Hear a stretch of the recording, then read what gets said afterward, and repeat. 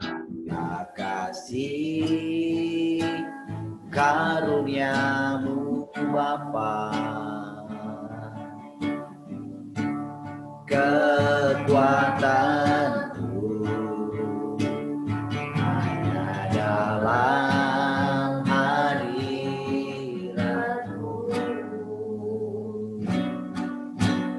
Yesusku, hanya Kaulah segalanya.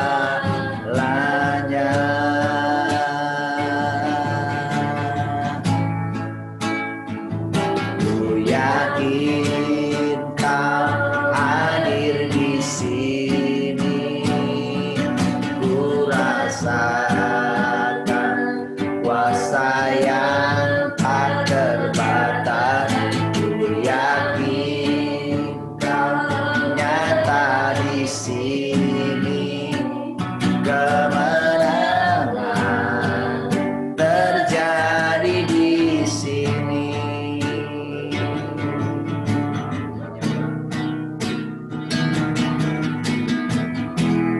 Ku menyembah dalam kudus hadirat-Mu. Hampiri kasih karuniamu Bapa, kekuatanku hanya dalam hadirat-Mu. Yesusku, hanya Kaulah segalanya.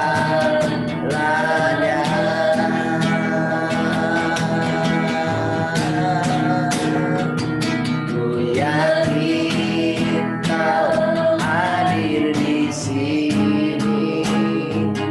Ku rasakan kuasa yang tak terbatas. Ku yakin Kau nyata di sini. Kemenangan terjadi di sini. Segenap hatiku memuji-Mu. Sungguh besar Kau Yesusku. Segenap jiwaku menyembah-Mu. Kau besar,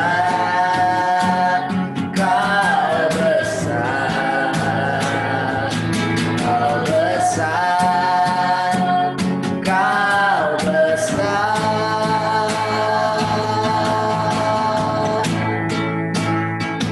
Ku yakin Kau hadir di sini. Ku rasakan kuasa yang tak terbatas. Ku yakin Kau nyata di sini. Kemenangan terjadi di sini. Kemenangan terjadi di sini. Pemulihan terjadi di sini. Oh,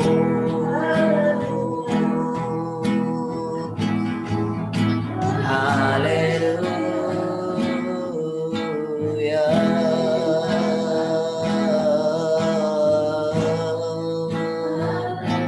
Kami bersyukur setiap kali kami ada di hadirat-Mu, di hadapan-Mu. Oh, Engkau menyingkapkan siapa kami yang sesungguhnya.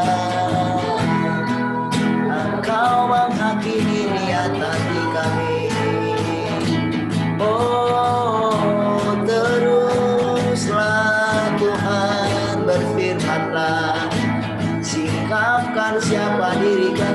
sesungguhnya, agar kami diselamatkan oleh-Mu.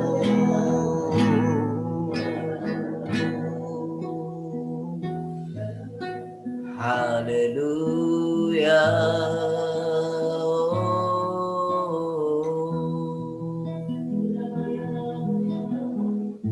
Yesus, Kaulah segalanya.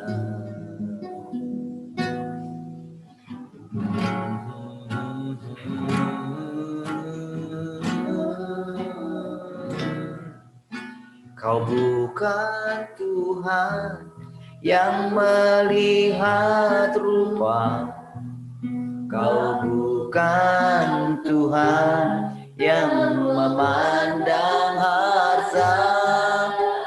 Hati hamba yang selalu Kau cari, biar Kau temukan di dalamku.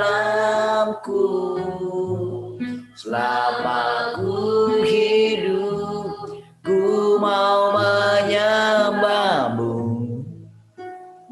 Engkau sangat berarti bagiku, yang terbaik yang ada padaku, ku persembahkan kepadamu, Yesusku.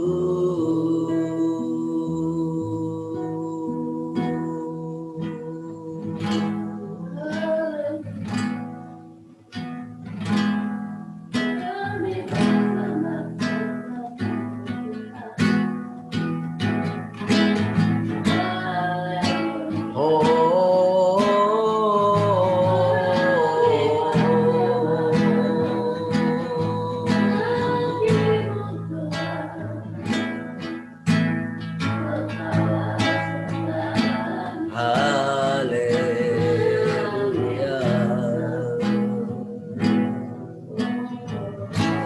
Sungguh Kaulah segalanya.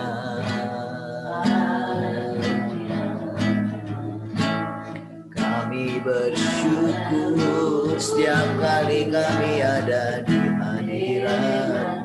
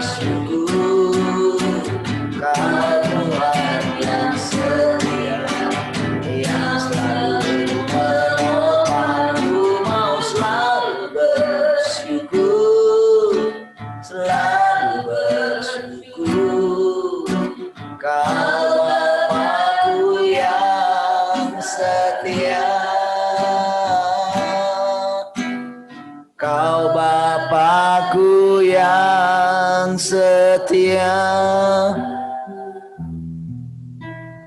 Kau Bapakku yang setia.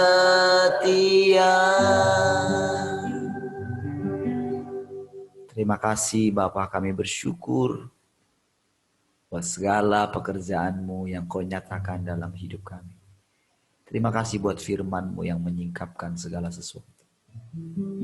Terima kasih Bapa. Terima kasih. Silakan lagi ajari kami. Singkapkan segala sesuatu. Tunjukkan kepada diri kami bagaimana Engkau sedang bekerja di dalam kami. Terima kasih Bapa. Kasih Tuhan Yesus. Kami sangat bersyukur. Haleluya. Sama-sama katakan amin.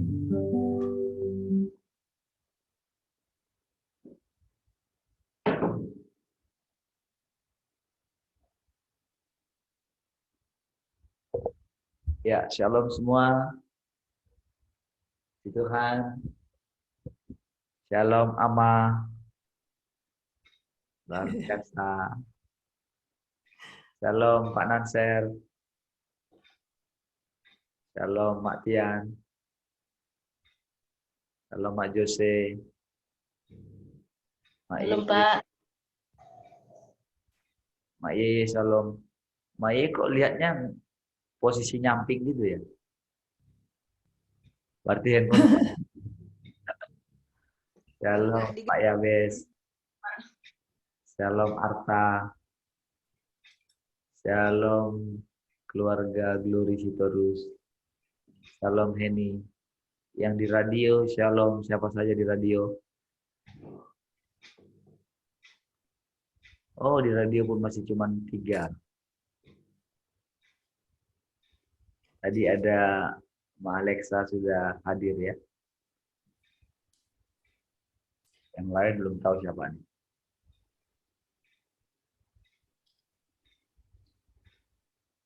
Wow, haleluya. Dah Pak Siombing ya. Ya, shalom. Mantulang. Ya, baik. Puji Tuhan, saudara. Baik. Adakah di antara saudara mau bertanya? Saya kan sudah nanya terus kan.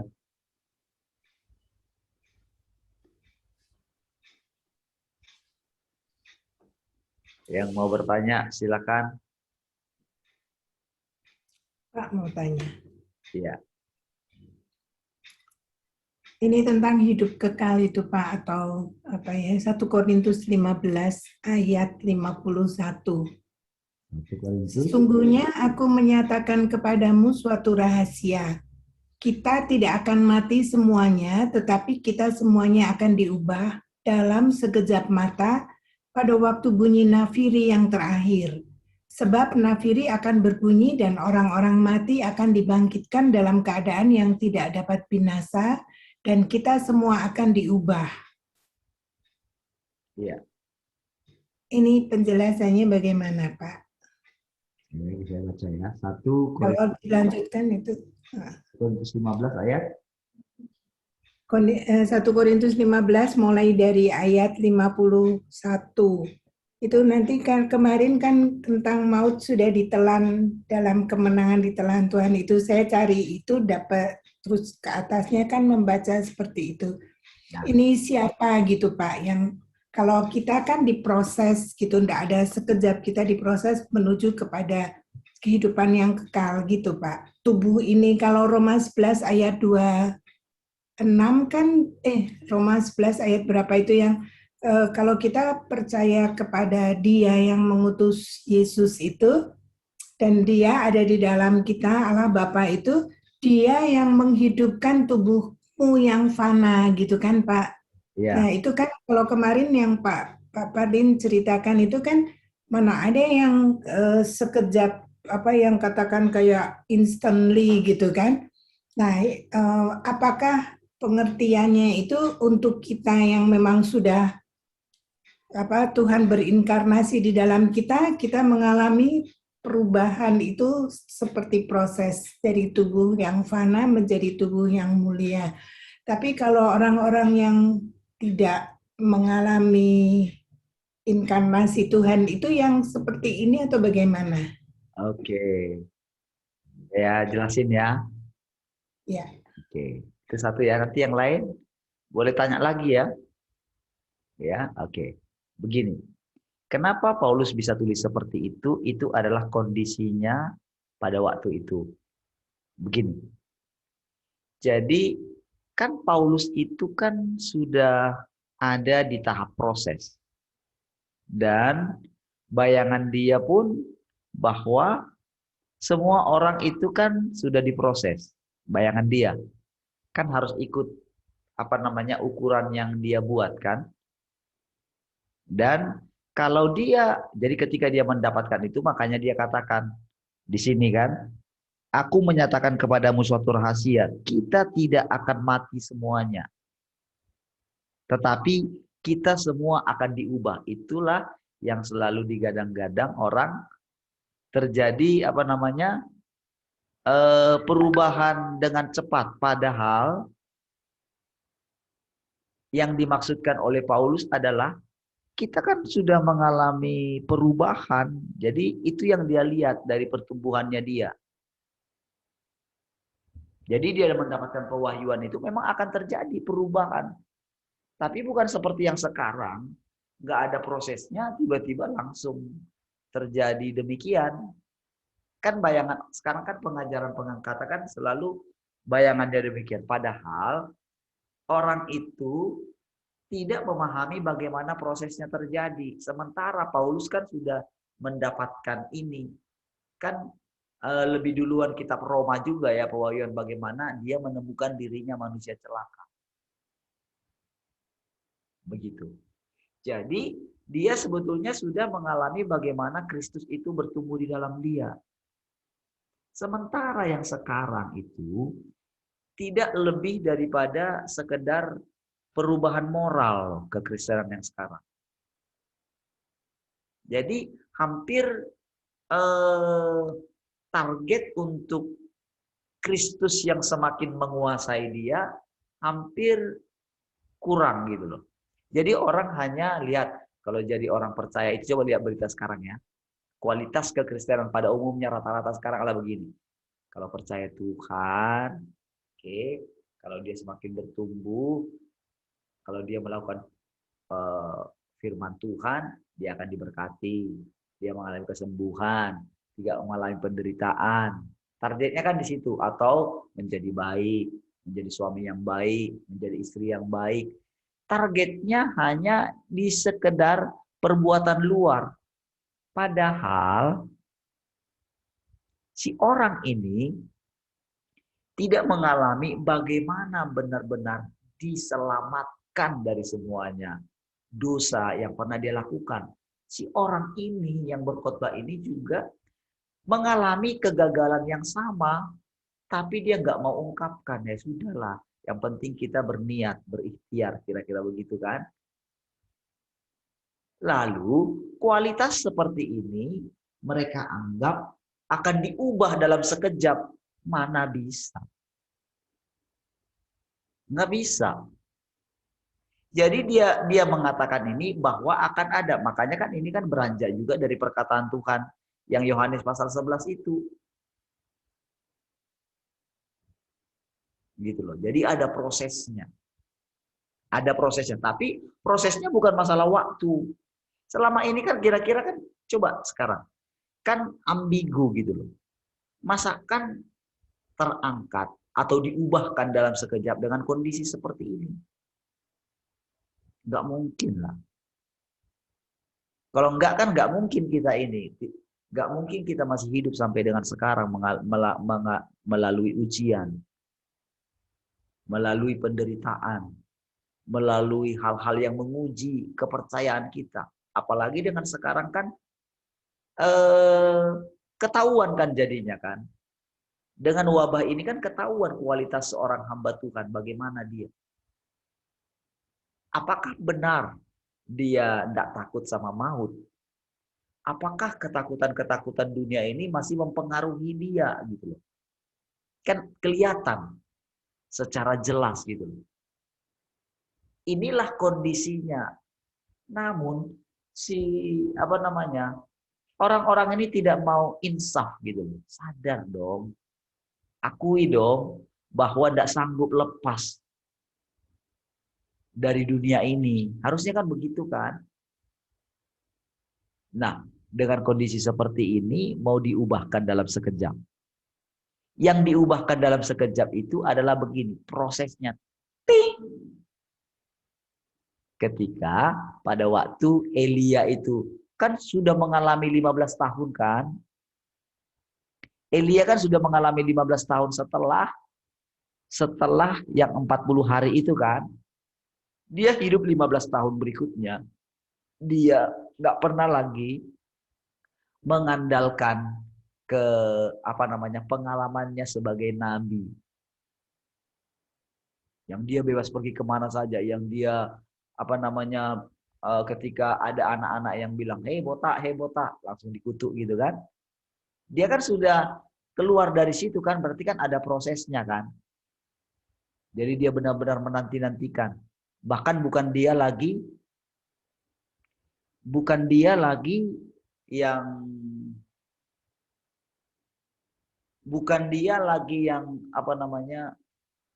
bekerja gitu loh. Yang mengurapi Yehu kan, waktu itu mengurapi siapa ya? Ya, yang mengurapi Yehu kan bukan dia. Dia suruh yang lain kan gitu kan. Nah, jadi yang mengalahkan Isabel juga kan bukan dia kan? Enggak, yang langsung bukan dia suruh yang lain kan. Nah, jadi dari situ kita melihat bagaimana ternyata dia malah disembunyikan sama Tuhan. Baru setelah itu, ternyata kan para murid-muridnya yang lain kan sudah tahu bahwa dia akan mengalami terangkat. Berarti kan dia kasih tahu kan, nabi-nabi yang lain yang dibawa asuhan dia kan. Nah, berarti kan dia tahu. Tetapi kan prosesnya ya itu kan sekejap kan.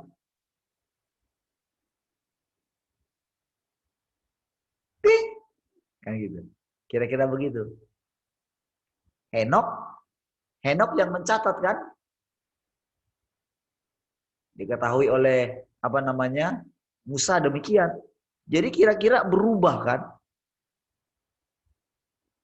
Menjadi tubuh kemuliaan.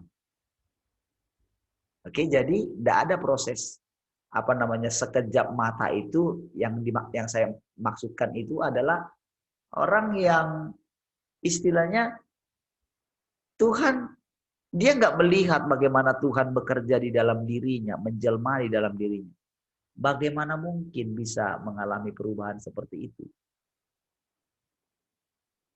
Makanya kenapa dikatakan Petrus atau Paulus, seperti Pak Andreas bilang, mereka masih menunggu seperti di sekitar suatu saat nanti ketika bunyi akan datang ke sana. Kapan itu terjadi?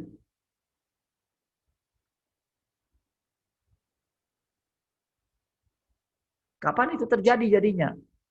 Kita kan hanya menduga-duga kan. Oh nanti.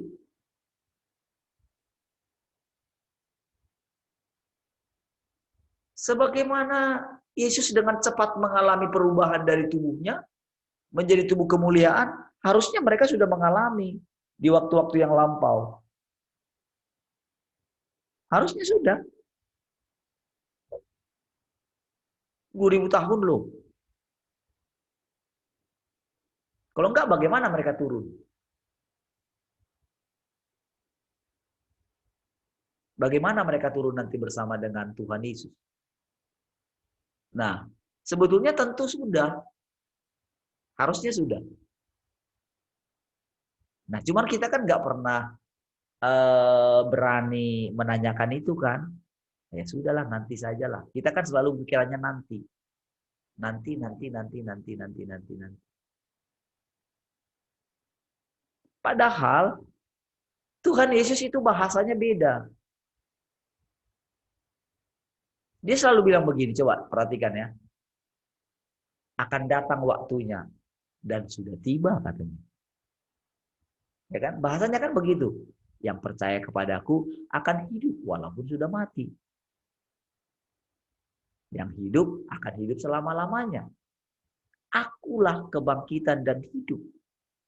Namun kebanyakan kita selalu begini, iya nanti akan terjadi kebangkitan. Loh, aku loh kebangkitan dan hidup. Berarti kan ketika kita di dalam Tuhan, sudah terjadi hari ini kan, walaupun masih dalam proses. Nah, jadi sebetulnya proses untuk menyadari supaya dia bekerja dalam kita, itulah yang dibutakan oleh si jahat.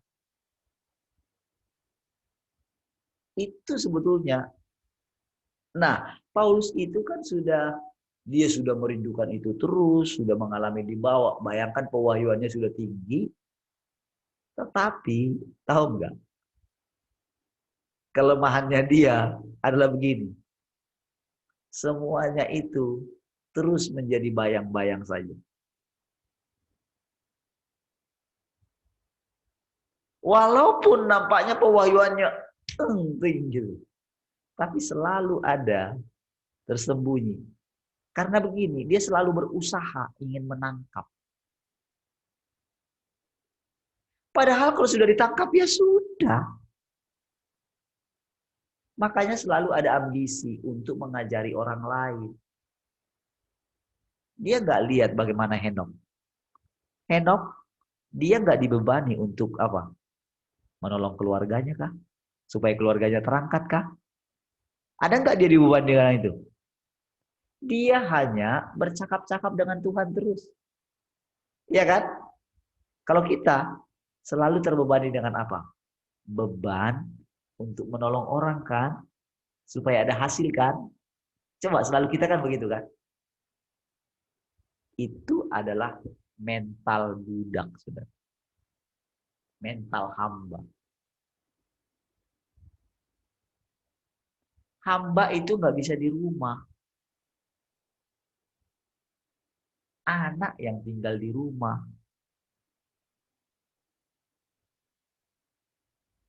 Jadi semua orang itu diminta pulang ke dalam dia. Makanya Wahyu 12 itu dirampas. Nah, saudara merasa sudah dirampas belum? Sulit kan? Coba, saya mau tanya saudara, siapa yang berani menjelaskan dirampas ini? Adakah saudara pernah dengar yang pernah berani menjelaskan dirampas ini? Ada enggak? Selama ini ada enggak yang pernah mendengarkan khotbah tentang dirampas ini? Selalu bayangan mereka itu adalah Tuhan Yesus.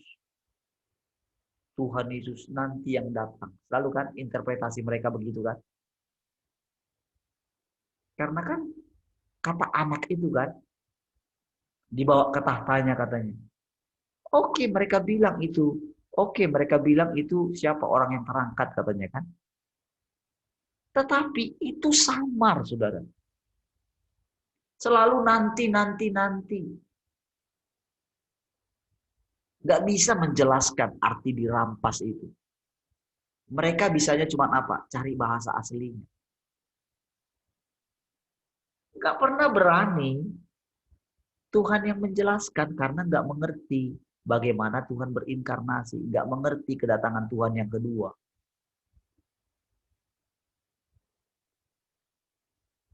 Ketika dikatakan seperti kilat memancar. Seperti kilat memancar dari timur ke barat. Demikianlah kelak kedatangan anak manusia. Bayangan mereka kan cuma satu. Padahal itu kilat memancar. Menyebar kan sebetulnya kan.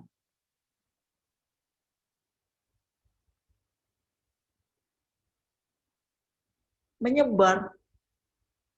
Kita ini tidak pernah begini, saudara. Kita nggak pernah sudah distimulasi oleh Tuhan pun supaya berpikir seperti dia berpikir, kita tetap berpikir seperti manusia. Lamban dulu. Pernah nggak terpikir gimana ya caranya? Yang dibilang di dalam kitab Ayub itu.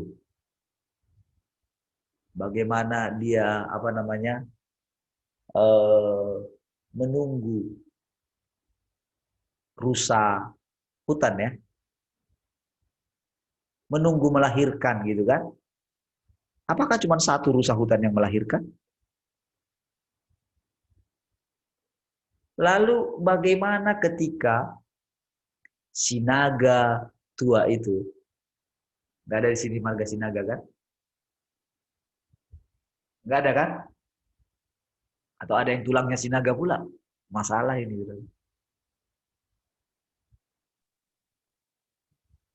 Tulangku, Pak. Wah, habis. Ini bukan si naga tulang itu ya. Lihat. Bagaimana si naga tua itu dia berdiri di hadapan perempuan yang melahirkan itu. Ayo. Itu kan berarti, itu kan coba perhatikan bahasa itu, Saudara. Coba perhatikan bahasa bagaimana Roh Kudus menantikan ketika setiap anak dilahirkan katanya. Dia ada di situ. Coba ada nggak yang berani membayangkan kondisinya? Tiba-tiba dia dirampas. Kenapa dia harus dirampaskan gitu kan? Ya enggak. Kalau itu memang gereja yang dirampas. Terus kok nggak dirampas-rampas? Setelah 2000 tahun berlalu. Masa kita masih nunggu dirampas? Jadi selama ini apa yang terjadi? Apa yang terjadi di alam roh? Berarti kan seolah-olah kan gak ada pekerjaan Tuhan dong. Seolah-olah Tuhan pasif dong. Masa 2000 tahun gak terjadi apa-apa? Nah ini tidak pernah coba di ini gitu loh. Kayak, Bu ya sadarlah. Sudah menunggu sekian lama, gak terjadi apa-apa. Lalu kondisi dengan kondisi sekarang, malah ingin melarikan diri, ada yang mau mati, ada yang mau terangkat. Lah, Bu ya gimana ya? Agak ubah dong sedikit pola belajarnya. Jangan terus kayak gitu dong. Masa orang sudah ke bulan kita terus di sini membayangkan ke bulan gitu kan? Kan dia bilang, aku datang segera. Dari situ saja sebetulnya datang segera. Masa segeranya Tuhan ini? Lalu masa ketika dia datang dengan kondisi yang sekarang kira-kira jujurlah. Dengan kondisi masih jatuh bangun terus di dalam moral, lemah kondisi seperti sekarang, cobalah saudara jujurlah. Ketika Tuhan datang dengan kondisi yang sekarang, kira-kira bisa terangkat nggak? Jujur gitu loh. Dengan kita melihat sekarang, cobalah dengan ayo kita berjuang. Saya saja hamba Tuhan masih berjuang. Bilang gitu. Coba berarti kan semua yang tertulis dalam Alkitab tidak berbuat dosa lagi, segala macam. Kemana semua itu, saudara? Kalau dia masih berjuang terus, berarti kan sama dia seperti Paulus saja kan. Khotbahnya pasti seputar itu saja. Karena mereka tidak mau digembalakan langsung oleh Tuhan. Nggak melihat Tuhan itu bagaimana Tuhan itu hidup. Nggak mau menerimanya. Saudara, sebetulnya kita ini miris sekali loh melihat kepercayaan orang Kristen sekarang. Yang sudah gelarnya banyak-banyak itu. Yang nampaknya ngomongnya berwibawa. Ya, dengan kondisi sekarang saja, saudara, kondisinya takut gitu loh. Malah makin, wah ayo kita perketat. Malah menggolkan program pemerintah. Yang sekarang, saudara, orang-orang di luar itu sudah mulai ragu, sudah mulai mau demo, saudara. Mana yang betul katanya. Sudah vaksin 2 kali kok mati karena COVID. Lalu gereja yang katanya besar, yang katanya mendengar suara Tuhan, lalu bilang kita mesti mengikuti anjuran pemerintah. Kita menolong pemerintah. Gitu loh. Udah seperti itu, tidak sadar juga sudah dengar berita itu. Lalu mereka saling bilang begini, gimana dong?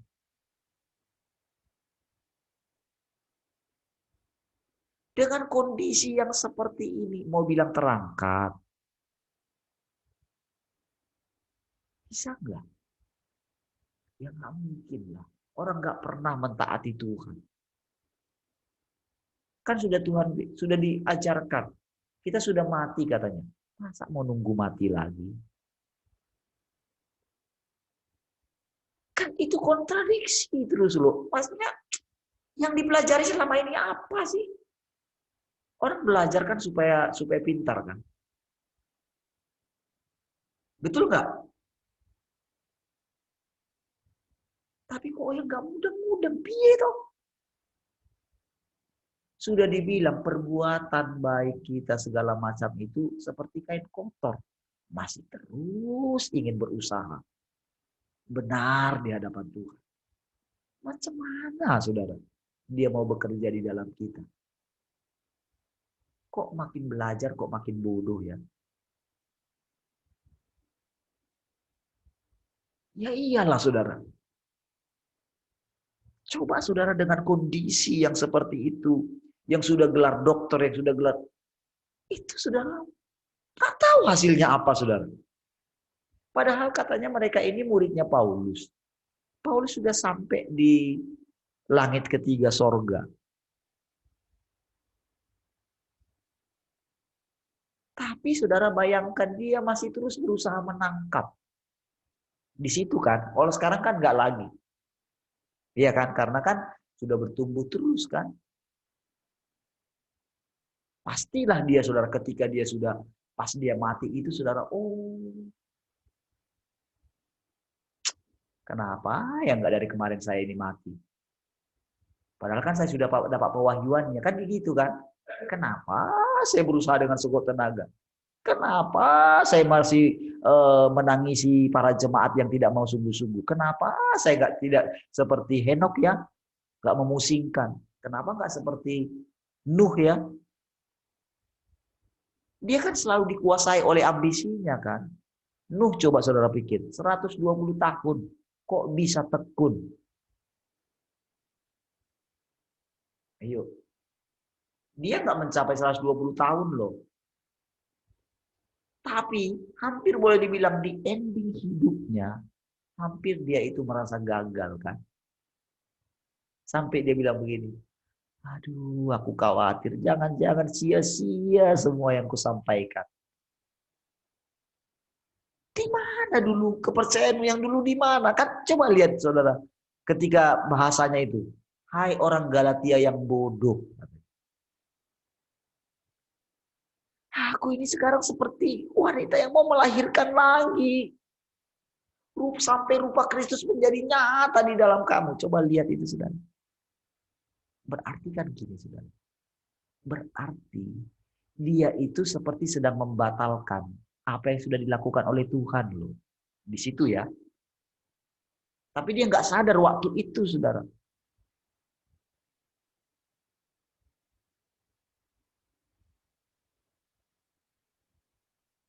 Jadi makanya saudara, sampai Tuhan bilang sekarang ini, rela enggak? Coba saudara hapus dari ingatan saudara. Selama ini yang saudara percayai. Nah, saudara kaget.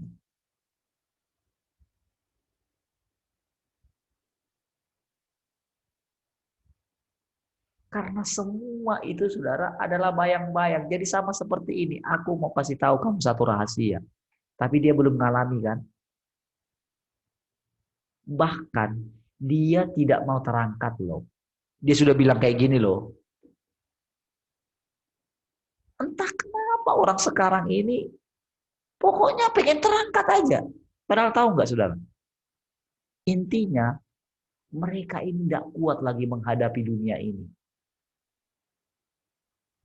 Ya, saudara bayangin umat yang bagaimana yang akan diangkat, umat yang kalah dengan dunia ini. Kok mimpi mau terangkat? Orang yang dapat pewahyuan tentang terangkat aja nggak mau terangkat. Dia mau matinya lebih menjadi sama. Bahkan di ayat yang lain dibilang dia yang kurang pada penderitaan tubuh Kristus katanya. Dia ingin di dalam kitab Ibrani dia tuliskan begini, ada orang-orang yang sampai rela kehilangan hartanya, mengembara dari gua ke gua, dari gurun, padang belantara. Sekalipun iman mereka sampai ke situ, tetapi mereka rela supaya apa? Mendapatkan kebangkitan yang lebih baik katanya. Lah, berarti kan kebangkitan Tuhan Yesus. Maksudnya gimana? Apakah dia mau punya kebangkitan yang lain selain daripada kebangkitan Tuhan Yesus? Saudara, kalau saudara lihat dengan jeli semua pelajaran itu, saudara, itu masih misteri bagi Paulus ketika dia tulis itu. Ataupun begini, saudara, ada hal-hal yang tidak sempat ditulis karena apa? Pada waktu itu tidak ada pendengarnya. Dia selalu terobsesi dengan sama seperti sekarang ini, saudara. Itu yang awal-awal ketika saudara lihat. Saya selalu melihat yang lemah di dalam saudara. Selalu terpengaruh. Jadi itulah yang membuat kadang ketika Tuhan mau ngomong itu tertahan. Karena apa? Kondisi saudara masih di sekitar sini.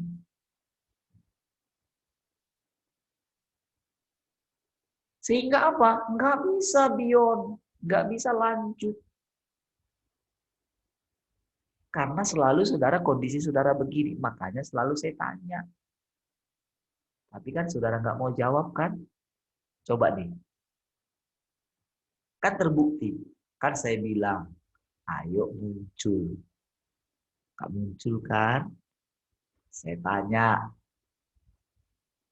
Udah gimana sekarang? Padahal saudara ngalami sesuatu, Bu. Ya cerita. Supaya Tuhan tahu kondisi saudara. Itu yang sidak itu loh Bapak itu. Maka sidaklah Bapak. Lalu ada seorang yang tidak pakai pakaian. Kenapa kamu tidak pakai pakaian?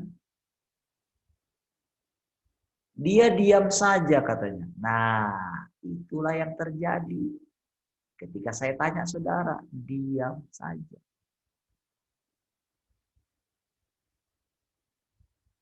Kondisi kita sama seperti Tuhan Yesus. Tuhan tanya, Adam di mana kamu? Takut. Takut disemprot. Padahal ketika nama saudara disebut, tahu nggak ketika nama saudara disebut? Itu didengar oleh semuanya. Di alam roh didengar.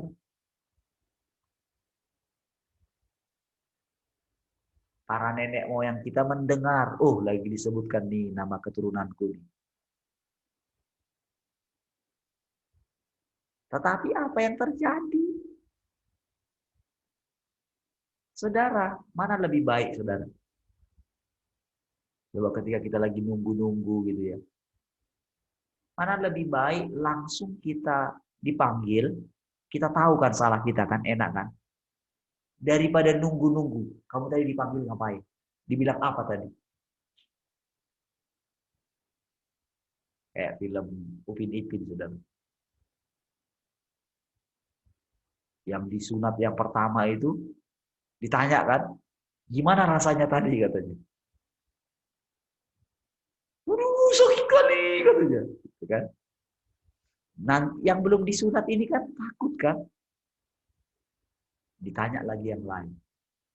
Kira-kira sampai kepada giliran dia, jadi ketika yang terakhir itu diceritakan sama si Mail kan, tahu nggak? Seperti digigit harimau. Wah, jadi nggak mau di ini kan? Jadi nggak mau disunat kan?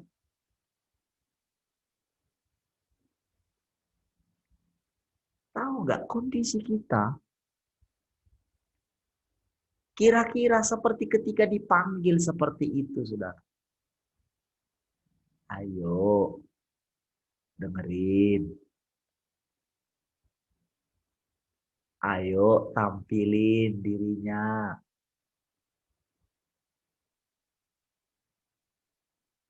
Jadi, saudara, padahal Tuhan bilang, tampillah sebagai laki-laki. Dia nggak suruh kita begini, minta ampun terus, minta ampun terus. Ayo nih. Dia bilang tampil sebagai laki-laki. Tanya dong. Kenapa saya masih seperti ini? Jangan sembunyi terus. Ayo kita berperkara, kata Tuhan. Kurang apa saudara Tuhan itu menyamakan, mau berperkara dengan kita? Kan dia angkat kita, ayo berperkara katanya. Kalau berperkara itu saudara akan bebas ngomong loh. Berhadapan muka dengan muka loh. Itu namanya berperkara. Namanya berperkara itu berarti ada justice bow, saudara. Tahu kan justice bow kan? Tahu? Hakim Bao itu loh. Film Cina.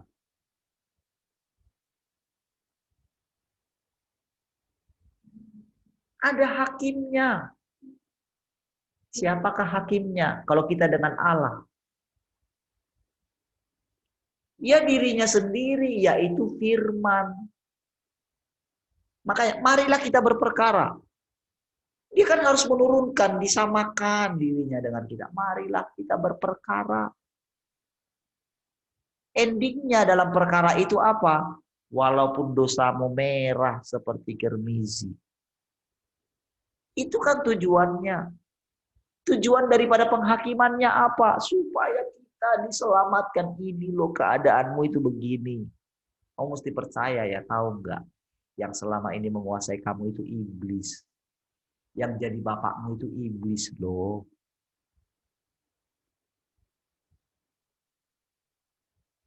Cuma dari awal kita sudah disadarkan dulu. Kita sudah ditebus dosa kita, oke? Pertama-tama dikasih Taurat. Supaya nyata bahwa ternyata kita nggak bisa kudus. Oh, sudah sadar kan? Barulah datang dia tebuslah kita. Oke? Lalu kita percaya kan? Semua kan perkataannya itu kan sudah diawali. Dia coba lihat perkataan Tuhan Yesus. Pada hari ini juga engkau bersama dengan aku di Firdaus. Berarti kan detik kita percaya, kita sudah di Firdaus dong. Amin. Sudah di Firdaus. Cuman yang jadi masalah itu sekarang, kita ini masih tersandera di masa lalu kita terus. Oleh karena apa?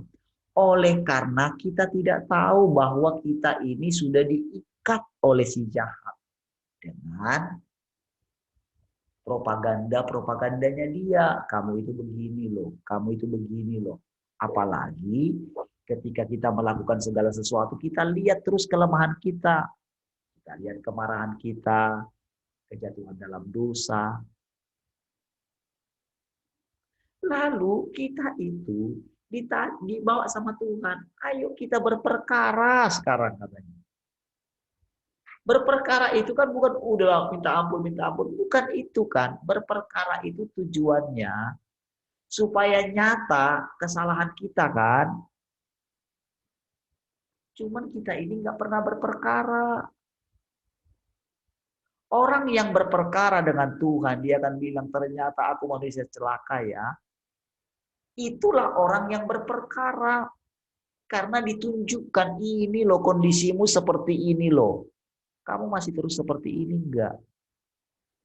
Lihat nih dengan kondisi yang sekarang nih. Coba kamu lihat dirimu. Kira-kira kalau benar akan terjadi pengangkatan. Kira-kira kamu terangkat gak dengan kondisi yang seperti ini? Sementara aku kudus. Kamu kok kayak gini gimana? Disitulah harusnya kita bilang sama Tuhan. Jadi gimana dong Tuhan? Oke. Lalu kita dengarlah jawabannya. Dengerin ya. Kamu semua manusia sudah dikuasai. Kamu sudah gagal. Itulah penelitianku tentang kalian manusia. Makanya aku datang menjadi manusia. Dan hidup di antara kamu. Kedatanganku yang pertama itu untuk mengalami semua apa yang kalian alami. Aku benar-benar menjadi manusia pada waktu itu. Aku pilih tubuh manusia Yesus. Makanya Yesus bilang pada waktu itu, akulah jalan. Karena memang aku menjadi jalan di dalam Dia. Aku menjadi hidup di dalam Dia. Aku menggantikan Dia. Kira-kira seperti itulah ngomong Allah yang mau menyelamatkan kita ini, saudara. Aku turun menjadi manusia. Akulah sebetulnya yang disalibkan. Akulah sebetulnya yang dianiaya.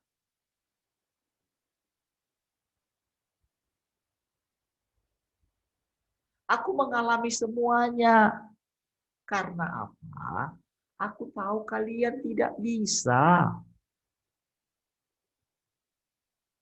Jadi sebetulnya yang dianiaya, yang disalibkan oleh iblis itu, yang merasa dia menang itu aku. Ya, kan sudah kutanggung semua. Oke. Cawan itu sudah aku minum. Cawan itu kan cawanku juga kan. Kan aku yang kasih cawan itu. Itu kan kutukanku kan. Tapi kutukanku itu aku minum. Yang minum itu Tuhan. Lalu saudara sok menganggap. Semua orang percaya sok menganggap. Dia masih ingin berusaha berkenan. Mencari perkenanan Tuhan melalui doa, pujian, penyembahan, melalui penginjilan, melalui apa saja yang hal-hal rohani. Kiranya Tuhan senang. Apakah aku puas dengan itu? Lihatlah. Kamu pelajarilah para hamba-hambaku. Coba lihat. Ketika mereka menjadi besar, lihat bagaimana mereka. Jadi bos semua kan. Coba sekarang, lebih sulit mana berjumpa sama aku daripada hamba-hambaku itu. Cobalah lihat gaya mereka. Aku kira-kira seperti itu enggak dulu. Padahal katanya mereka muridnya Paulus. Hendaklah kamu dalam hidupmu bersama menaruh pikiran dan perasaan yang terdapat dalam Kristus Yesus, yang walaupun dalam rupa Allah, namun tidak menganggap kesetaraan dengan Allah sebagai milik yang harus dipertahankan. Tapi cobalah lihat. Mereka jadi seperti anakku enggak? Lihatlah pakaian mereka, lihatlah di mana mereka tinggal.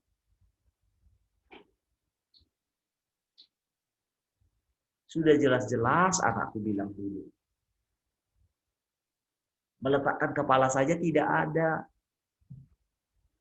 Apakah dia pikir mencari kesenangannya untuk dirinya sendiri? Tidak kan? Tapi coba kamu lihat. Yang disanjung-sanjung orang itu, coba lihat.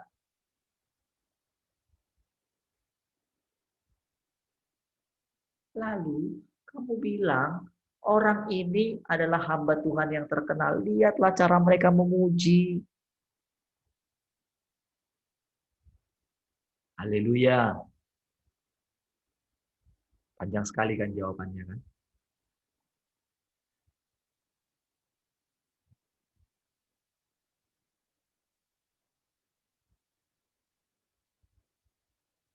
Saudara, harusnya kita yang sudah 140 hari kali, saya nggak tahu, 150 saya nggak hitung itu. Ya,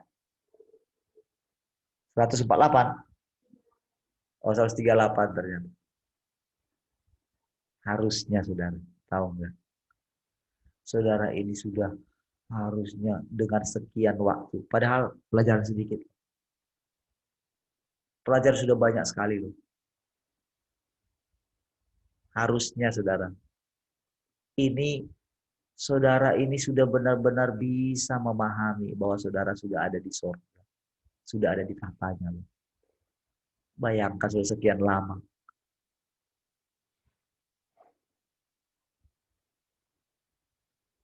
Murid macam apa? Kalau saya bilang ini murid macam apa saudara? Kasar ya.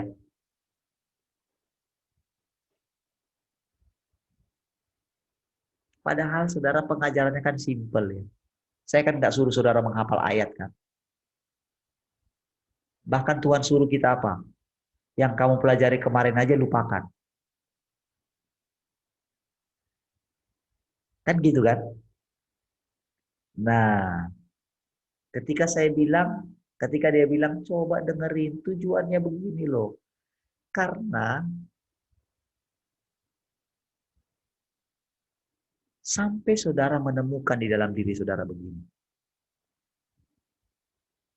Sampai ketika saudara nggak mendengarkan firman ini, saudara itu merasa kering.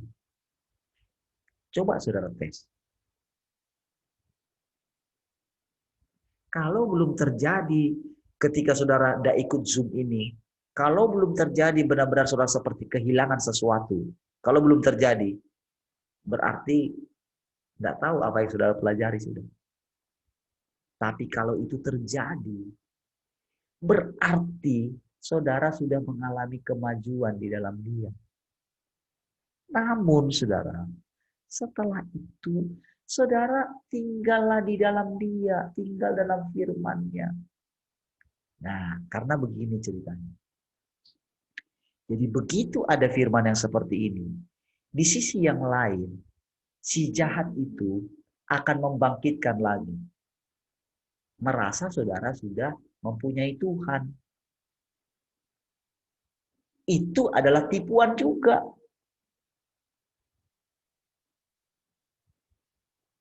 Merasa itu loh. Itu yang jadi masalah. Itu namanya kesombongan. Sehingga saudara menjadi tidak berhati-hati.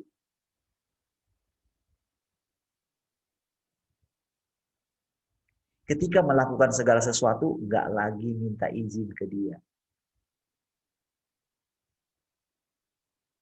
Saudara, pernahkah saudara sekarang ini minta izin untuk baca Alkitab? Atau saudara langsung baca aja Alkitab?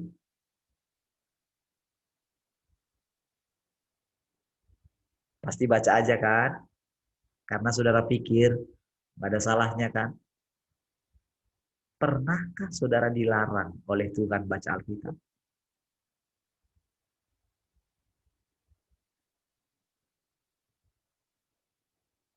Saudara kan pasti mungkin, nggak mungkin lah Tuhan larang kita baca Alkitab.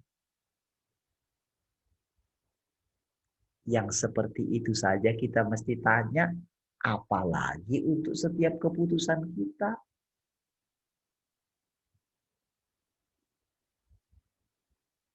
Mendoakan orang salah nggak? Nggak salah lah. Tapi ketika Tuhan bilang, jangan doakan dia. Coba lihat Tuhan Yesus ketika dia hidup. Dia kan sangat mengasihi keluarga Lazarus kan? Iya kan? Harusnya dia itu begitu mendengar saja, harusnya dia itu mungkin langsung ambil kendaraan tercepat kan? Tapi dia dengar di dalam, tahan, tak usah pergi ke sana. Kalau kamu pergi ke sana, berarti kamu dikuasai oleh kemanusiaanmu. Tahan.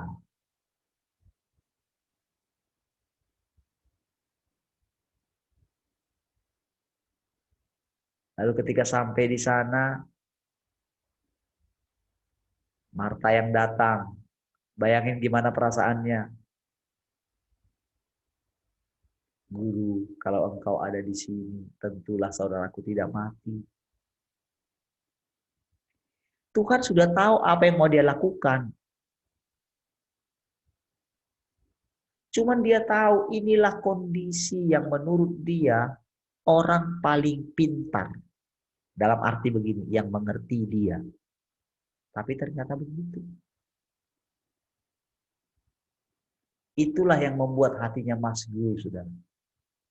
Harapan dia, Maria ini lebih pintar dari murid-muridnya. Karena apa? Maria inilah yang berani terus mendengarkan Tuhan.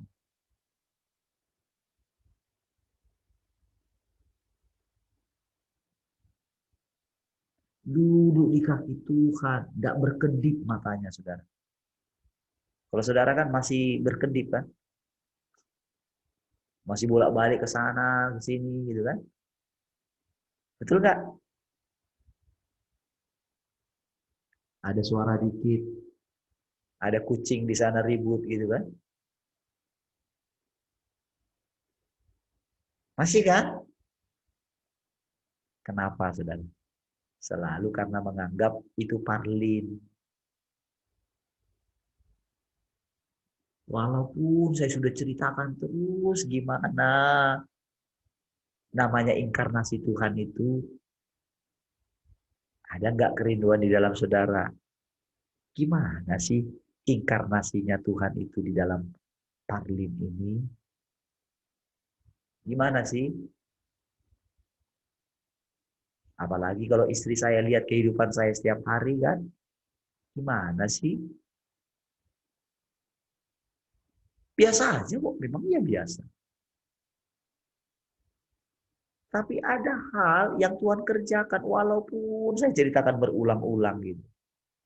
Saudara nggak mudeng-mudeng kan? Sudah benar pun gitu, udah ngikutin setiap hari. Itulah manusia. Itulah kondisi di mana kita ini sudah ditawan. Sampai kita menjadi lamban. Jadi kalau dia bilang kita lamban, terima sajalah. Daripada kita harus dihajar karena kebodohan kita. Lebih baik kita dipecut dengan sekarang. Gak sampai harus seperti yang dialami oleh Paulus. 40 kurang 1 kali. Dia harus ngalamin itu, saudara. Dia harus mengalami diserang oleh binatang buas. Kenapa tahu nggak, saudara? Itulah kesombongan. Disitulah kadang dia tidak tahu bagaimana sebetulnya dia dimanfaatkan juga oleh Tuhan. Untuk menjadi pelajaran. Kenapa? Tapi dia selalu begini, kenapa sih kayak gitu? Dia kadang-kadang laporan sama Tuhan. Laporannya Tuhan Yesus kayak gitu enggak? Coba baca laporannya Tuhan Yesus. Laporannya mantap kan? 3,5 tahun. Jadi jangan sampai, harusnya kan kita itu kurang dari 3,5 tahun. Iya dong. Karena kan kita akan melakukan perbuatan-perbuatan yang besar katanya kan. Lebih besar daripada yang dia. Dia enjoy aja saudara. Semua orang meninggalkan dia kok. Tapi laporannya apa? Berhasil. Kan laporannya berhasil kan? Cuman satu. Itu pun langsung dia tahu. Oh itu karena dia sudah tertulis mengenai dia. Coba lihat, perhatikan dia saudara. Itu enggak memenuhi permintaan pasar. Coba bayangin Yohanes yang membuka jalan untuk dia. Dia enggak kunjungi di penjara loh.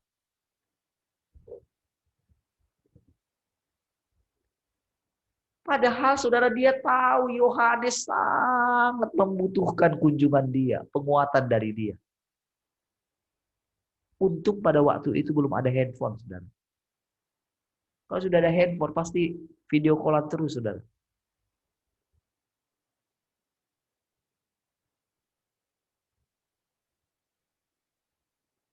Haleluya. Coba dengar sekarang, dengar sendiri Zoom kayak gini. Saya bisa lihat saudara. Saya bisa lihat respon saudara. Kondisi saudara bagaimana. Itu yang diinginkan oleh Allah ngajarin kita. Tahukah saudara sesadar-sadarnya Tuhan lagi ngajarin kita langsung. Cuman kita nggak percaya. Karena saudara masih menganggap Arlin hidup.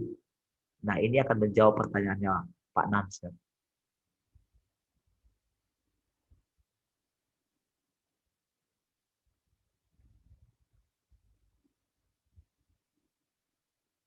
Bagaimana caranya menjadi asisten?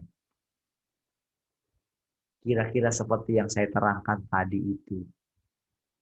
Kalau kita asisten, berarti yang pertama ngambil keputusan harus Tuhan, bukan kita. Namanya asisten. Kalau kita ngajarin, berarti tingkat asisten kita itu sudah naik, saudara. Berarti kita kan harus memiliki pikirannya Tuhan kita kan. Jadi dari kita belajar, oke.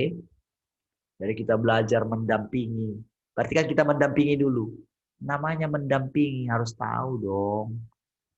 Lihat dulu dong baik-baik. Gimana sih sebetulnya pikirannya Tuhan ini? Baru kita boleh kasih usulan. Saya minta izin sama Tuhan. Kan, bisa nggak saya baca ini?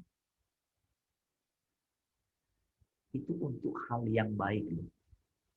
Dan puji Tuhan tadi malam ketika saya baca, saudara, saya benar-benar harus turun lagi dari tempat tidur saya untuk baca baik-baik. Sampai kayak bersujud loh. Karena apa? Karena benar-benar dia jelasin secara pribadi. Jelasin secara pribadi. Kalau di sini kita sama-sama belajar loh. Tapi kalau saya sendiri dengan dia, itu lebih rahasia diajarin. Kita ini sama-sama belajar.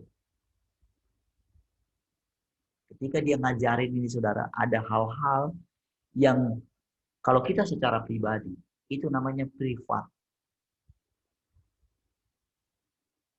Kalau kayak gini saudara, ini ruang kuliah namanya. Dan yang diharapkan oleh Tuhan dari ruang kuliah ini, semua saudara cum laude. Karena apa? Karena yang di dalam kita ini kan rohnya dia. Makanya pohon ara sampai dikutuk. Tahu nggak saudara? Kenapa sampai dikutuk? Karena dia melanggar hidup yang ada di dalam dia. Tahu siapa yang hidup di dalam pohon ara itu? Itu hidupnya Allah juga hidup di dalam dia. Ada nggak yang ngajarin seperti ini sama saudara? Nggak ada kan? Kenapa sampai dikutuk?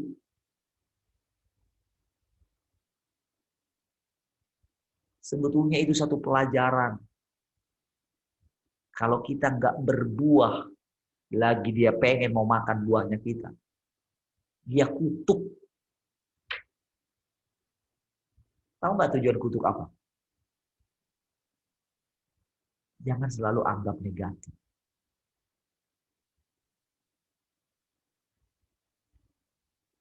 Yang inti dari Allah itu adalah kasih.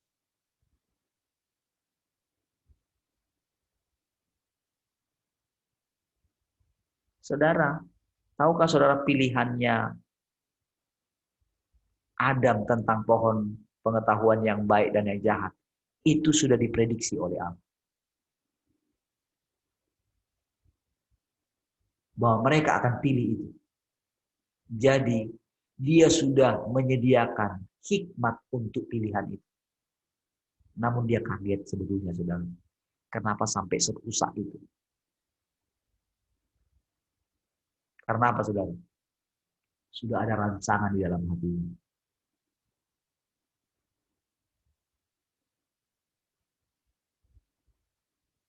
Saudara, iblis itu jago dagang.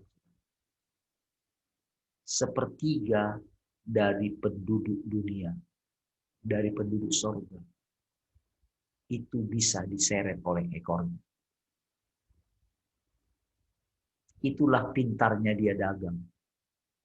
Lihat bagaimana kondisi dunia di zamannya Nuh. Masa kan cuma satu keluarga yang tersisa. Dari semua yang kata saja Alkitab 10 miliar penduduk dunia pada waktu itu.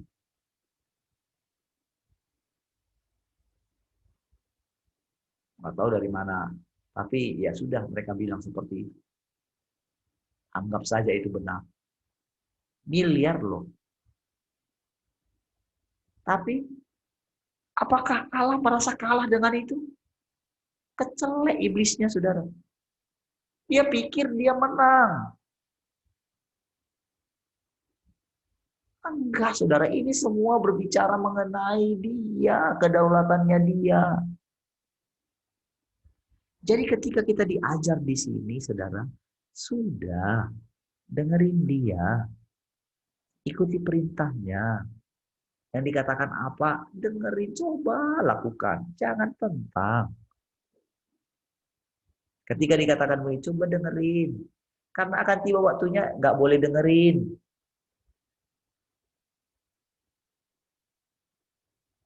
Ada waktunya baca cepat-cepat katanya. Tapi ada waktunya jangan baca. Ada waktunya lagi lain nanti. Dia lihat.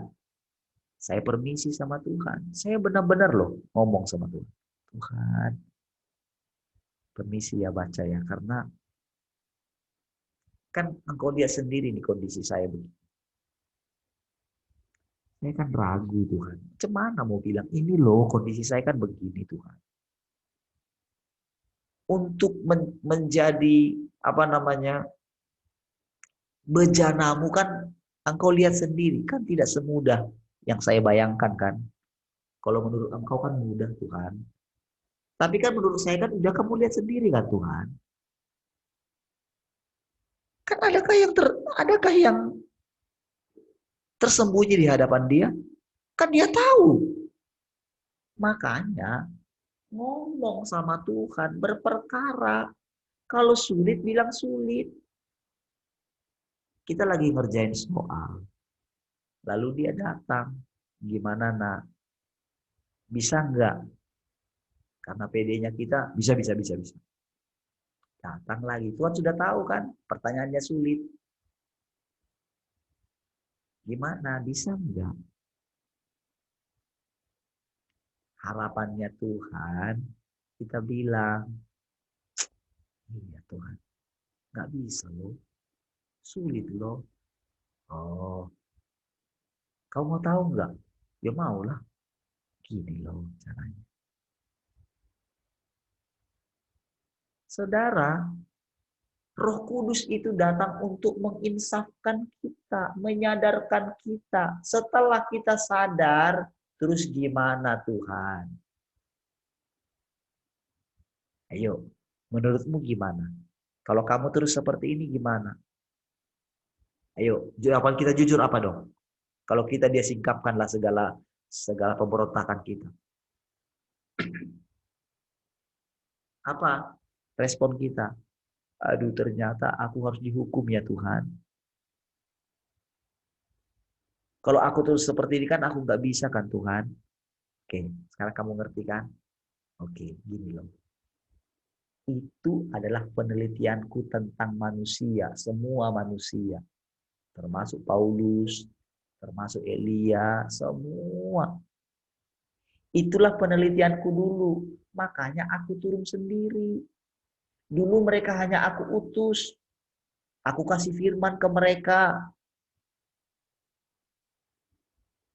Coba kamu lihat bagaimana Elia. Coba kamu lihat bagaimana Paulus. Coba kamu lihat bagaimana Petrus. Coba kamu lihat Yohanes. Jadi semua itu ditunjukkan oleh Tuhan, diajarin. Sebetulnya dulu mereka kayak gini. Sama seperti kamu ini. Hanya saja kamu itu sekarang punya pengetahuan banyak tentang mereka. Karena ditulis dalam Alkitab. Dosanya Daud kan gamblang kan kelihatan kan di depanmu. Coba dosamu. Kamu berani nggak menulis dosamu di apa namanya di kitab. Lalu kamu posting. Berani nggak? Dia benar-benar sekarang seluruh dunia belajar lihat tentang bagaimana Daud. Kelihatan kan? Nanti kalau kamu benar-benar berjumpa dengan Daud, kamu boleh tanya dia. Dia akan cerita dulu bagaimana. Dan itulah yang aku ceritakan sekarang. Seperti itulah kondisinya dia. Coba sudah lihat, harusnya kan sudah sadar kenapa sih kok bisa ya. Sepertinya semua disingkapkannya. Mungkinkah Parlin itu sadarlah gitu loh. Kita semua sama-sama belajar.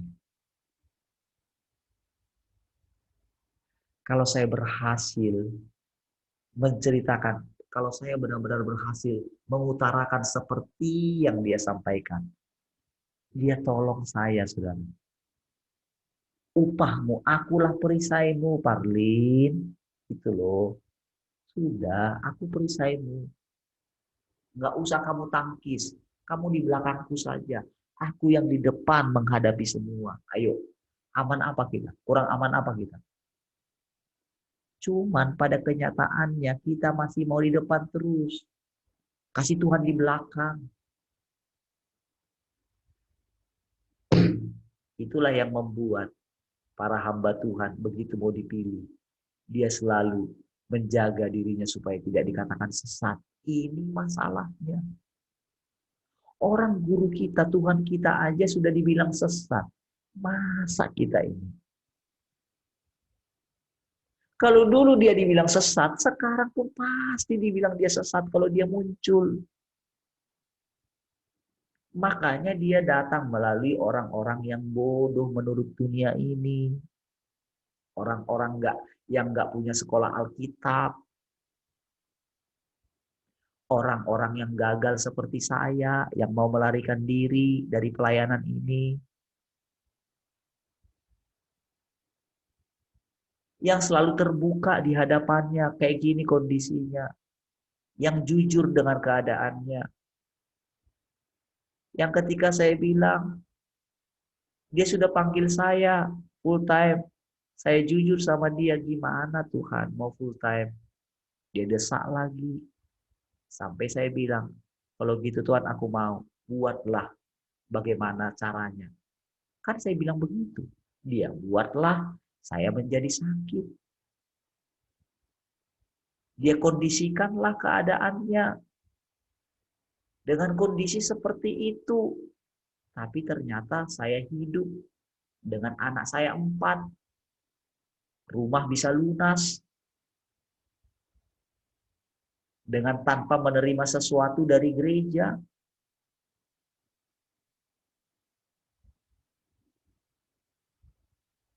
Bisa hidup kan? Lalu terus berlanjut, saudara. Proses itu terus berlanjut. Dia lihat kondisi saya. Kenapa ya seperti ini Tuhan? Kenapa kok nggak bisa meninggalkan ya? Kenapa? Sama. Kita ini semuanya butuh proses. Sampai kita benar-benar ditaklukkan. Sehingga di sini saudara tercipta begini, saudara. Tuhan berdaulat atas kita. Kalau dia berdaulat, artinya kita ini, saudara, wajar. Belajarnya begini, kita perhatikan dia. Kita perhatikan ketika kita hidup, yang mana yang lagi hidup nih sekarang? Dia atau saya? Yang mana nih yang punya rencana? Rencana kita atau rencana dia? Yang ngomong itu siapa? Dia atau saya? Disitulah ketahuan kita itu asisten atau tuan. Kalau kita masih ujuk-ujuk terus, kasih terus gini loh Tuhan, gini loh Tuhan, gini loh Tuhan, gini loh Tuhan. Ah, berarti kita bos.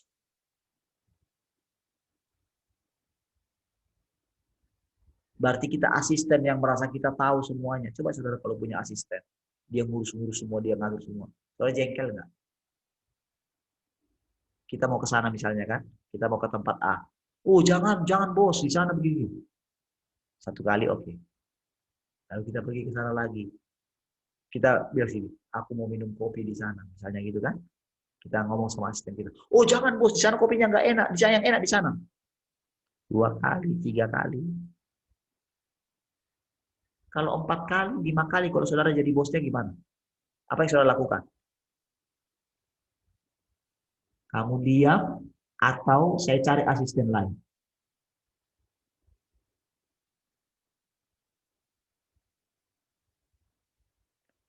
Kamu diam atau saya isolasi mulutmu?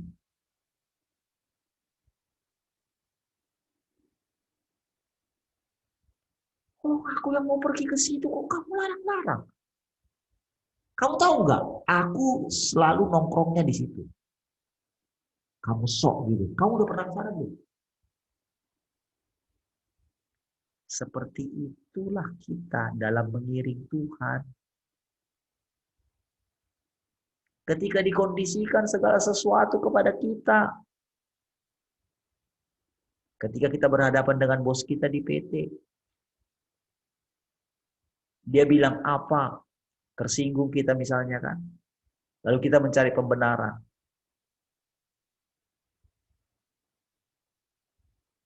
Dengan semua kondisi yang terjadi sekarang. Orang kamu duduk diam loh. Tanya.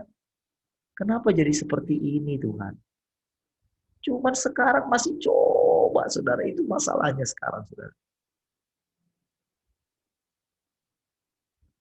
Sampai kapan hambaku ini bertobat? Habislah waktu ini.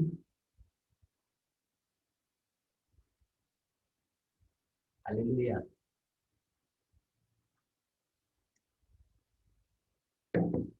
Saya harap saudara dengan keterus terangan seperti ini tercipta di dalam saudara.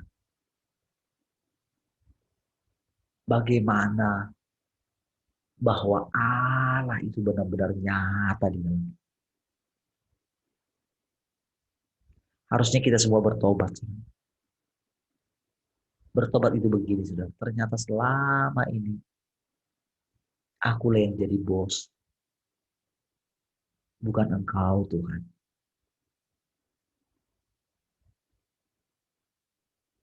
Kita merasa mampu melakukan segala sesuatu. Enggak, dia insafkan kita. Tujuan dia insafkan kita adalah supaya kita menyadari bahwa kalau kita terus hidup seperti ini, kita juga akan mengalami itu yang terjadi ketika ada orang yang tertimpa menara Siloam itu kan?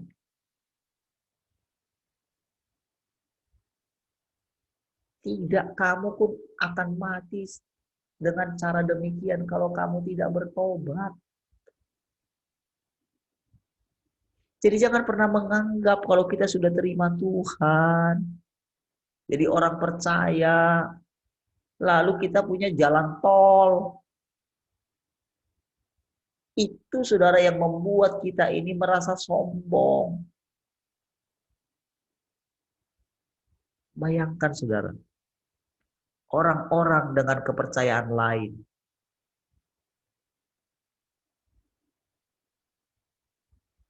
Justru mereka yang lebih takut. Saya kemarin sudah terkejut saudara, ada wawancara Dr. Siti Fadilah itu dengan ada satu perempuan, saya lupa dia dari mana gitu ya. Dia bilang begini saudara. Jadi sebetulnya wabah apapun yang terjadi itu akan berhenti sendirinya. Tidak ada pernah ada vaksinasi yang menghentikan wabah. Dia bilang. Tapi yang mau saya terkejut begini. Sebetulnya ada keseimbangan. Dia bilang begini ya. Jadi dalam tubuh kita ini cepat terjadi hukum keseimbangan katanya. Saya kaget saudara. Dan ternyata dia pakai bahasa Arab, berarti kan ada di Al-Quran mereka gitu. Loh, orang ini bisa sampai mengerti hukum keseimbangan ya. Keseimbangan alam dia bilang. Saya kaget gitu. Kok bisa orang ini ngerti ya tentang keseimbangan? Saya ngerti sekali saudara dengan yang ketika dia kutip satu kata itu saya kaget gitu. Padahal asli dia muslim, sudah dipakai jilbab mereka ngomong. Dan si Siti Fadilah itu kan bicara. Tahu nggak sebetulnya waktu flu burung itu sudah mau saudara, mau dibuat pandemi.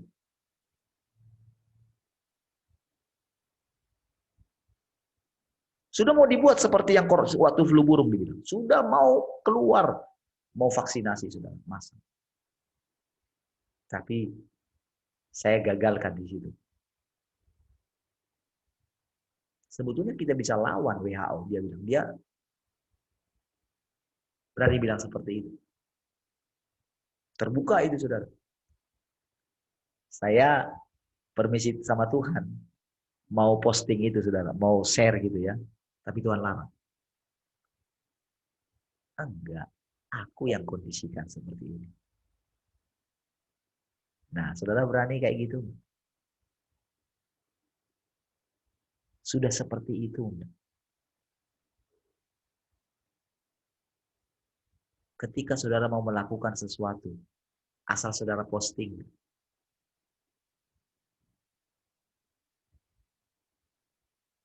Memang ketika itu kadang dikondisikan seperti itulah keadaannya. Keadaan orang itu. Akan kelihatan dia posting apa. Saudara, ketika lihat orang bicara apa langsung ketahuan. Dia begini. Langsung ketahuan. Bukan karena apa? Karena firman loh yang menghakimi. Gamblang kok kita lihat jelas gitu. Tahu nggak? Begitu ada keraguan-raguan di dalam kita dalam ini, ketahuan saudara. Orang ini nggak mengenal Allah. Enggak, katanya saja dia mengenal Allah. Bohong. Dia nggak pernah berjumpa dengan Allah yang sesungguhnya. Walaupun dia bilang mau ke tingkat ke surga, kayak turun naik ke surga, kayak apapun dia bilang. Enggak, itu hanya Allah di masa lalu. Itu hanya Allah bayang-bayang. Jadi saudara tahu nggak saudara? Ada banyak orang menyembah Allah yang ada di masa lalu. Dan itu sangat nyata bagi mereka. Ya. Makanya saudara bilang begini dengan Allah mereka. Misalnya panggil Allahnya Allahu Akbar. Atau misalnya apa nama Allah mereka. Perhatikan. Itu benar-benar seperti Allah itu yang datang kepada mereka. Ya. Seperti nyata Allah itu. Tapi tahu nggak? Sebetulnya ya, itu hanya gemanya dia, bayangan. Jadi bayangkan saudara, itu seperti ada roh Allah yang lain. Nah, gimana? Saya nggak tahu jelaskan sama saudara.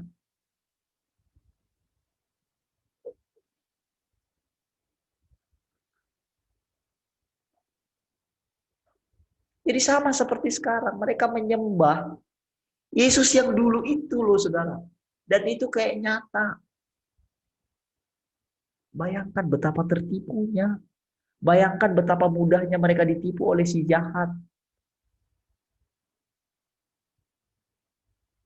Mereka membuat mujizat. Tahu nggak karena iman mereka kepada siapa? Kepada Yesus. Tapi tahu nggak? Yesus yang di sana. Saudara bisa bayangin begini. Mereka yakin melakukan itu. Tapi bukan ini yang nyuruh. Gimana coba caranya itu bisa terjadi kayak gitu?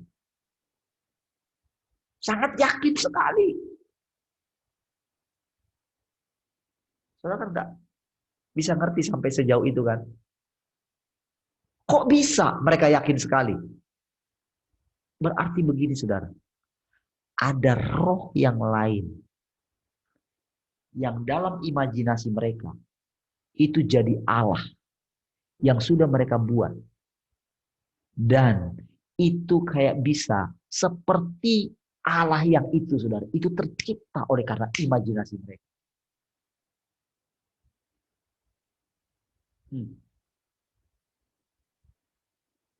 Tahu kenapa saya bisa bilang begini saudara? Ketika saya baca ini semua saudara yang di itu benar-benar saudara. Seharusnya mereka nggak punya kitab. Tapi itu diizinkan terjadi ditulis. Demi apa saudara? Nggak boleh itu jadi pengganti Tuhan. Nanti akan terjadi lagi saudara. Itu akan menjadi Alkitab yang sama.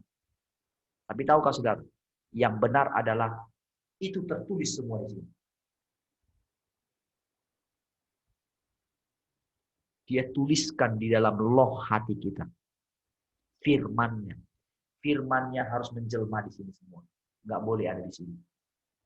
Termasuk semua yang kita ini. Jadi itu ada hanya untuk menolong. Seperti yang saya bilang, saudara. Untuk menolong. Yang di YouTube ini untuk menolong. Supaya saudara ngerti proses perjalanannya. Tapi saudara bisa just be there. Bisa. Tapi saudara mesti cepat. Mati sekarang. Gitu maksudnya. Jangan tunggu mati lagi. Jadi berhenti berdosa sekarang. Itu loh maksudnya. Artinya apa berhenti berdosa sekarang? Bukan saudara berusaha berhenti berdosa. Kalau Tuhan katakan, pulanglah dan jangan berbuat dosa lagi. Sudah pegang perkataan Tuhan. Dia yang bilang, saya tidak berbuat dosa lagi. Belajarlah hidup di hadapannya. Jadi prosesnya sekarang adalah penanggalan. Dan yang menanggalkan adalah dia. Disikapkan kepada kita. Ayo nih, ini kondisimu. Ya sudah. Lakukan apa yang kau pandang baik menurut engkau Tuhan. Ya dong. Jangan kita sok merasa ini ketika ditunjukkan sama kita. Lalu kita berusaha. Pasti gagal saudara. Kamu tetap di sini nak. Tetap di sini. Jangan turun dari sini. Aku sudah rampas kamu loh. Kamu tetap di sini. Bisa nggak saudara lihat ini? Makanya saudara kita turun dari sana nantinya kan turun ini. Sampai nanti kita bisa berkata, aku dan Bapa adalah satu. Itu proses yang panjang penaklukannya kita. Sudahkah saudara ditaklukkan?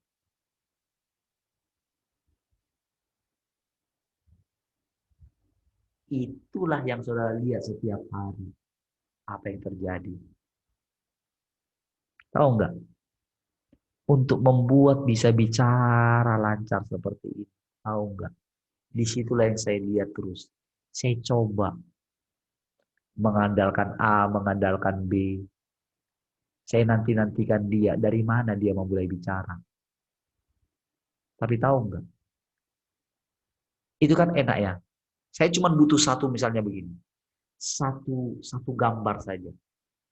Lalu saya bisa menjelaskan dari situ. Artinya begini. Oh, ini yang mau dia bicarakan.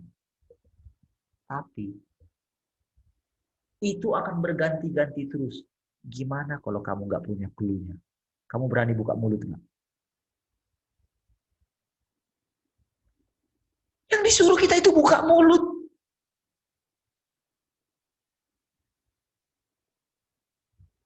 Disitulah saudara menemukan bagaimana dia menjelma. Bagaimana dia berfirman melalui mulutnya. Kita ini diselamatkan oleh karena firman yang keluar dari mulut kita. Itulah juga doa kita. Jadi kita nggak mengerti bagaimana caranya berdoa. Lalu kita diizinkan berbahasa roh. Sekarang nggak masanya lagi berbahasa roh, saudara. Masanya sekarang apa? Masanya sekarang adalah berfirman. Tapi bukan sembarang kita karang apa yang mau kita firmankan. Dia sendiri yang berfirman. Itulah nyatanya dia menjelma di dalam kita. Haleluya. Enggak ada yang ngomong haleluya. Haleluya. Mantap. Semangat kan saudara? Sudah mengerti nggak bagaimana cara prosesnya? Sudah sejelas itu kira-kira sejauh ini. Jangan bilang, oh aku belum punya pengetahuan Alkitab. Enggak, justru Tuhan bilang, berbahagia orang yang lapar dan haus. Dengan saudara ada di sini, nilai saudara sudah cum laude. Apalagi saudara, lomba-lombaan. Muncul. Apalagi saudara siap. Mau diajar, mau dengerin. Nggak ngerti sih, tapi datang tiap pagi. Nah, lanjutkanlah dengan apa? Tuhan, ketika sudah selesai ini kan, dalam sendiri saudara bilang sama Tuhan, Tuhan, katanya firman pagi ini Engkau ada dalam saya dan menjelma di dalam saya. Gimana maksudnya? Aku masih kayak gini, piye Tuhan? Apalah maksudnya? Gimana? Saudara nggak mendengarkan, tahu nggak kenapa saudara nggak mendengarkan? Karena perasaan diri saudara masih terlalu kuat. Cobalah tenang, cari tempat yang tenang sekali. Coba saudara pergi ke pantai misalnya, ke tempat yang ini. Atau begini, cobalah sambil tidur pun renungkanlah dia. Renungkan. Sampai saudara menemukan suara yang benar-benar membuat saudara bangkit bangun. Sampai saudara mendengarkan begini.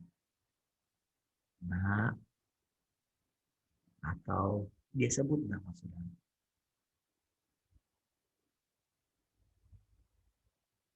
Kalau saudara terbiasa dengan itu, saudara akan ngerti bagaimana caranya melihat bahwa dia sangat nyata di dalam saudara. Nyata sekali, saudara. Benar-benar ketika saya bilang, saudara, bisakah Tuhan saya minta tolong saya baca ini? Barulah saya tahu. Ketika saya baca. Keren sekali. Dan ketika dia bilang sampai halaman 32 gitu ya, stop, tidur. Besok kan harus bangun.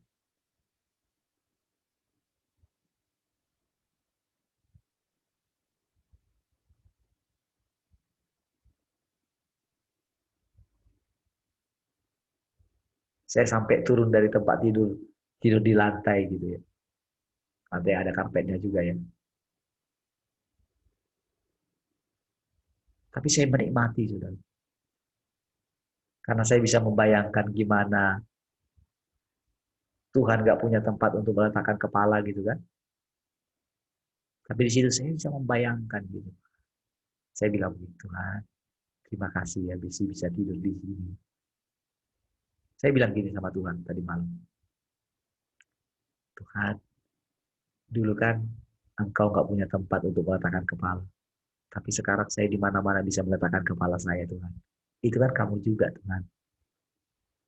Dulu Tuhan Engkau kan gak bisa meletakkan kepala. Sekarang kan Engkau bisa meletakkan kepala di mana saja kan. Di bantal yang empuk bisa kan. Wah, saya gitu, Tuhan. Iya ya Tuhan. Sekarang Kau kan yang hidup dalam saya. Sekarang nyata ya Tuhan. Sekarang Engkau punya tempat tinggal yang besar. Rumah Bapakmu kan besar sekali. Lebih besar dari sini kan. Wah, bisa di sini. Kalau ingat yang kemarin, wah, saudara dia hibur semua, saudara. Jadi bukan berarti kita jadi menderita, enggak. Dia sekarang begini. Kalau dia yang hidup, kalau dia ingin kita menikmati segala sesuatu, ketika begini, saudara. Ini kadang-kadang yang saudara baca yang ini, saudara, di Facebook ya. Kalau misalnya ada yang posting sesuatu yang misalnya bertentangan dengan itu kan langsung di-ban gitu. Langsung kayak nggak bisa. Padahal videonya misalnya lama gitu ya. Langsung diputus loh. Wih, marah juga gitu loh. Ini orang emang dulu kamu terkenal itu karena kamu sendiri. Apa begini? Tak ganti kamu dengan aplikasi lain. Ya, lihat nih yang sombong-sombong yang masa dipakai ini, saudara, diboikot gitu, diganti dengan yang lain. Lihat, saudara.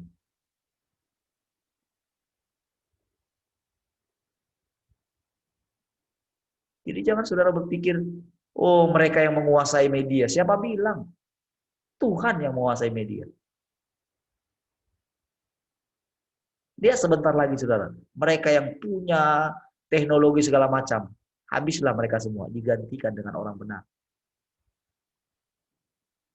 Beritanya nanti berita tentang Tuhan saja. Tuhan pakai semuanya. Lihat nih sebentar lagi, saudara. Jadi saudara, baik-baiklah belajar. Amin. Sampai saudara cum laude. Dan dia akan membawa saudara kemanapun dia mau. Cuma latihan, saudara. Karena bukan kita lagi yang didengerin. Jadi jangan pengen terkenal. Dia yang pengen terkenal. Dia yang pengen didengarkan. Ada waktunya. Semua orang akan belajar dari dia. Amin. Jadi saudara kalau belajar dari dia, sudahlah. Jadilah asisten yang baik. Amin. Supaya saudara dibawa kemana-mana. Jadi jangan saudara yang bawa Tuhan ya. Tuhan yang bawa saudara berkeliling dunia. Haleluya. Tapi saudara tetap dia yang jadi bos. Ya. Jadi jangan begini. Aduh Tuhan jangan ke situ. Kalau dia bawa, sudah nurut baik. Dia minta apa? Dia minta kita pesan, udah kamu pesan sana. Tidak bagi kita pesan aja. Maunya apa Tuhan? Oh ini. Oke, ikutin aja, dengerin. Itulah kerjaan kita setiap hari. Amin. Nah, ketika saudara bekerja, anggap sekarang Tuhan yang kerja. Latih. Nanti nggak tahu, tanya dia. Amin. Amin. Tanya senatural itu. Jadi apapun yang terjadi, tanya dia. Walaupun nampaknya kayak orang bodoh kan. Haleluya. Tapi begitu saudara terbiasa dengan gaya ini. Wah. Keren. Sudah lihat 20. Baik, karena ini hari Sabtu, puji Tuhan. Haleluya. Semangat semua. Ada yang sudah pergi berangkat kerja kayaknya tadi nih ya. Pak Yamis kayaknya sudah berangkat kerja ini. Oke. Baik, kita akhiri ya. Haleluya. Tadi pertanyaannya Pak Nansar itu banyak nih. Bagaimana teknisnya Pak kita sebagai eksekutuan pada kehidupan kita saat ini? Misalnya dalam ruang bekerja di kantoran, untuk ibu-ibu yang di rumah, aktivitas sebagai ibu rumah tangga, 3 untuk kita yang berusaha, berbisnis untuk keluarga. Nah, ya seperti tadi saja sudah. Jawabannya satu saja. Dia coba. Dia yang ini. Coba bayangkan dia yang kerja. Ya pasti dong, lakukanlah secara natural semuanya. Lakukan saja natural. Untuk mengetahui harus lakukan dulu. Baru nanti tanya gimana. Coba lihat tingkat kegagalannya bagaimana. Kalau saudara mikir-mikir, saudara akan langsung tahu. Kalau mikir-mikir, pasti itu saudara. Kalau spontan, itu Tuhan. Kalau ragu-ragu, itu pasti saudara, bukan Tuhan. Tuhan nggak pernah ragu-ragu. Cara bedakannya itu saja. Lakukan aja dulu, kerjain dulu. Nah, misalnya saudara jadi ibu rumah tangga tadi kan, bagaimana mendidik anak. Masa saudara sudah gagal terus dengan cara cerewet? Masa masih cerewet terus?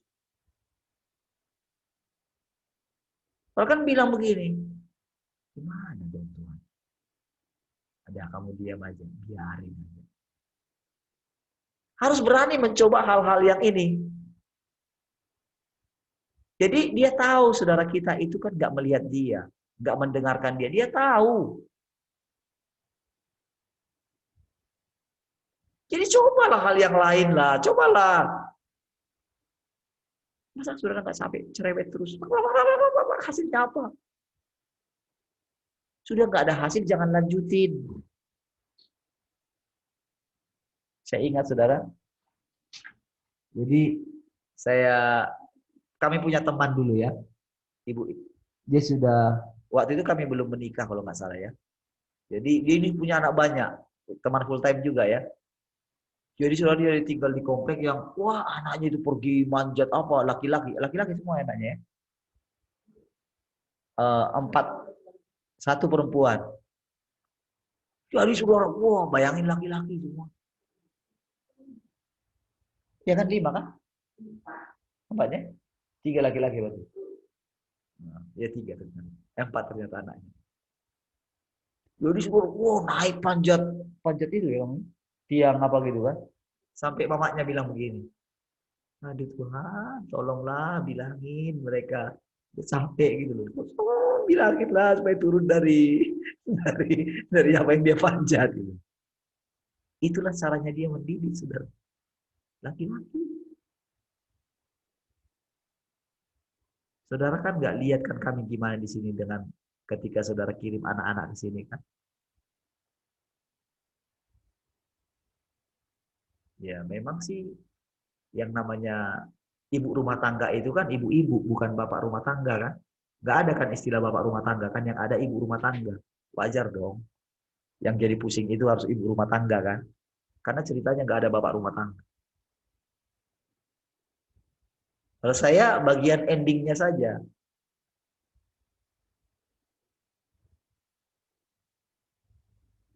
Endingnya saja dia. Sudah selesai dicerewetin gitu kan. Nggak ada hasil. Oke. Datang yang terakhir. Oke. Dalam tempo sekian nggak boleh lagi bicara-bicara. Tidur.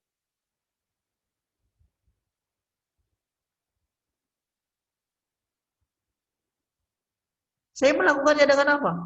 Ya melakukan dengan nggak ada unsur apa di balik itu. Unsurnya adalah mendisiplinkan demi kebaikan mereka. Kemarin lucu sudah tiba-tiba anak-anak bilang begini. Tiba-tiba pada tidur cepat. Kok bisa jam 10 sudah pada tidur gitu. Anak perempuan ya. Hebat ya. Saya pikir lama. Benar nggak tidur ya? Dengerin dari sebelah. Kok nggak ada suara lagi? Berarti apa saudara? Allah turut bekerja. Untuk membuat anak-anak mau tidur jam 10 pun dia bisa lakukan. Nah, disitulah kelihatan.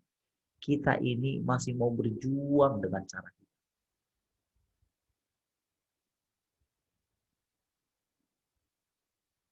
Sampai dibuat loh.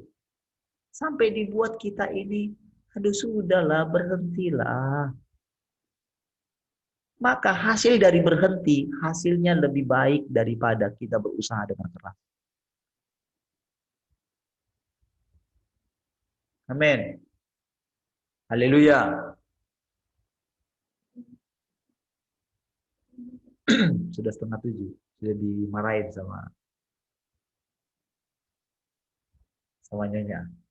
Oke, mari kita berdoa. Haleluya. Terima kasih Tuhan Yesus. Kami bersyukur Engkau mau mengajari kami hari ini. Biar apa yang kami pelajari, itu menghasilkan pengalaman di dalam kami. Sekarang, Roh Kudus, buatlah semua yang kami pelajari ini boleh kami alami. Kami bersyukur Engkau tekun mengajari kami. Kami tundukkan pikiran kami ini supaya kami mau diajari. Makasih Tuhan Yesus, kami bersyukur.